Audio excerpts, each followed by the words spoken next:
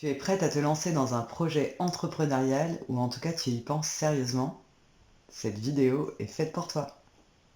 Bonjour à toutes, je suis Jennifer, coach business, spécialiste de l'entreprise et experte en développement personnel. Aujourd'hui, nous allons voir ensemble comment m'assurer que le projet que je choisis soit le bon. Si tu veux te lancer, c'est déjà que tu as l'envie de réalisation. Mais attention, l'entrepreneuriat est aussi passionnant et exaltant qu'il peut être plein d'inconvénients. Alors comment savoir si ce projet est bon pour toi? Dans cette vidéo, je vais te proposer 3 axes de vue pour pouvoir balayer un petit peu l'ensemble de ton projet. On va commencer par toi, ensuite ce sera le monde et les autres, et enfin les finances. En ce qui te concerne, afin de savoir si ce projet est bon pour toi, je t'invite vraiment à le passer à ton Ikigai. L'ikigai, c'est un outil japonais qui représente 4 cercles qui s'entrecroisent, et si tu arrives à entrecroiser ces 4 domaines, alors tu seras dans ta mission de vie. Il y a un cercle qui représente ce que tu aimes faire, un autre pour ce pourquoi tu es doué, un autre qui représente ce que tu pourrais apporter au monde, et un dernier enfin qui représente ce pourquoi le monde pourrait te payer. Si tu es encore au balbutiement de ton projet et que tu ne sais pas encore trop vers quoi te tourner, je te propose également de pouvoir écrire tes réussites professionnelles.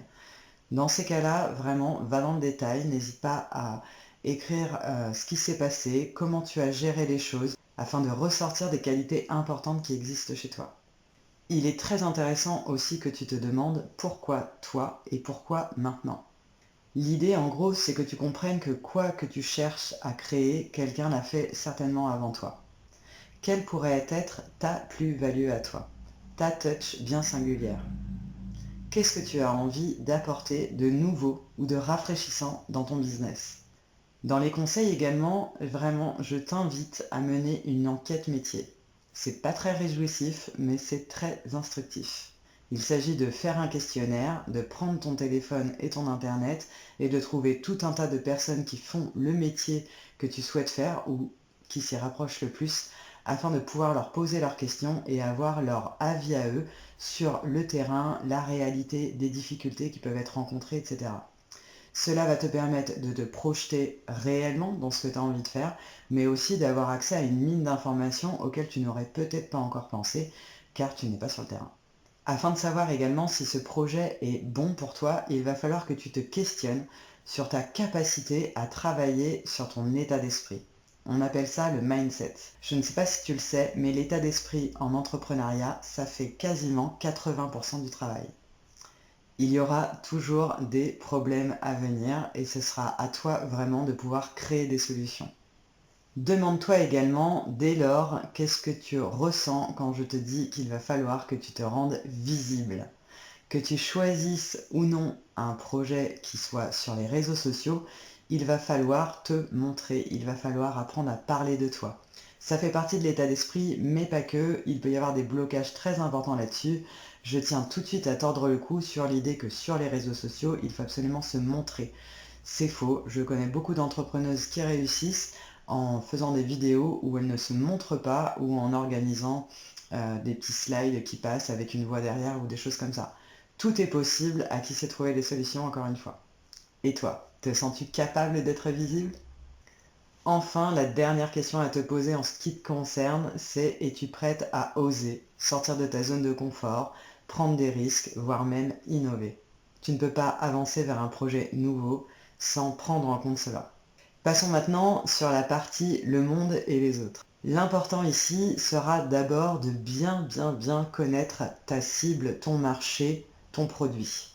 Il va falloir que tu soulèves tous les mots-clés possibles sur les problématiques, les besoins, tout ce qui va te permettre derrière de communiquer. Il va falloir également que tu définisses ton réseau. Pour cela, je te conseille de le dessiner, en commençant par les gens les plus proches de toi, pour t'éloigner petit à petit les amis, les collègues lointains, les gens qu'on ne voit plus. Une fois ton réseau établi, tu pourras te demander qui peut t'apporter des solutions, qui peut t'apporter éventuellement aussi des parts de marché, et tu verras que quand tu seras lancé, ce dessin te servira aussi pour pouvoir savoir à qui tu as parlé ou pas de ton projet. Dans le monde et les autres, il y a un point très important selon moi, c'est la responsabilité. Responsabilité égale charge mentale. Vous promettez quelque chose à vos clients, à votre équipe, à vos fournisseurs et il va falloir réagir, être là pour eux et surtout ne pas céder à la pression extérieure. Enfin, je porte ton attention dans cette grande dimension des autres sur la vie, l'apostrophe des autres, qui ne représente finalement que la vie des autres. Chacun ira de son bon conseil, tes proches les premiers, ça sera plein d'amour, mais pas forcément des conseils adaptés. Donc surtout, surtout, surtout, n'écoute personne à part ceux qui ont réussi, ceux qui sont dans ton domaine ou ceux qui ont une vraie expertise à te proposer. Les autres ont beaucoup d'avis sur la question, mais pas forcément les bonnes réponses. Au niveau des finances, l'argent ne viendra pas tout de suite, donc je ne peux que te conseiller d'avoir un plan A, un plan B et un plan C.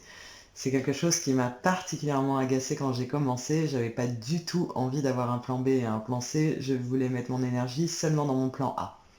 Aujourd'hui, je comprends pourquoi le plan B, le plan C existe, c'est une sécurité, et même si je te souhaite de ne pas avoir à y aller, il te permettra vraiment d'être libéré par rapport à ça. Un autre point dans les finances, je casse le cou à une idée reçue, l'entrepreneuriat ou commencer un projet entrepreneurial ne demande pas forcément beaucoup de sous et d'investissements financiers de base. Il y a quelque chose selon moi sur lequel tu ne pourras pas faire l'impasse, c'est l'investissement sur toi-même. Les formations ou les accompagnements d'experts te permettront de gagner du temps, de gagner en état d'esprit, 80% du travail, mais également d'être bien aligné avec tes actions et ce que tu dois faire. Enfin, dans l'entrepreneuriat, il va falloir que tu comprennes qu'il y a un fin mélange, un équilibre à trouver entre vivre au jour le jour et anticiper le futur financier. Attention, certaines entreprises, certains entrepreneurs se sont cassés la gueule car ils n'ont pas su accueillir le flux énorme qu'ils ont reçu. C'est quand même un comble. Pour ne pas que ça t'arrive, je t'inviterai toujours à penser les choses avec ouverture et fluidité. On programme, mais rien n'est ancré dans la roche. 5 petites phrases clés pour finir. Tu n'as qu'une vie, donc cesse de procrastiner, qu'importe si tu réussis ou que tu échoues.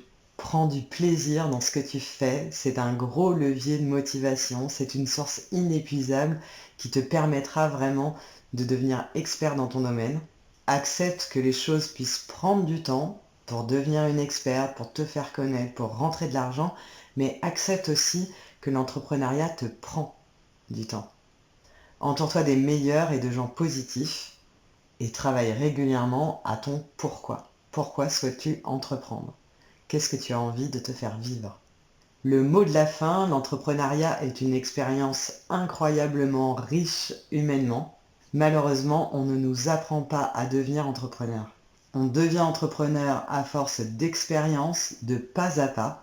Donc n'attendez pas d'avoir confiance pour pailleter votre vie, mais pailleter votre vie pour avoir confiance.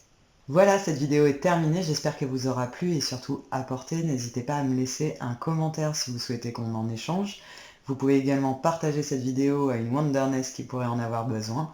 Et dans tous les cas, surtout, abonnez-vous pour ne rien rater de paillettes sur ton business. À très vite les filles!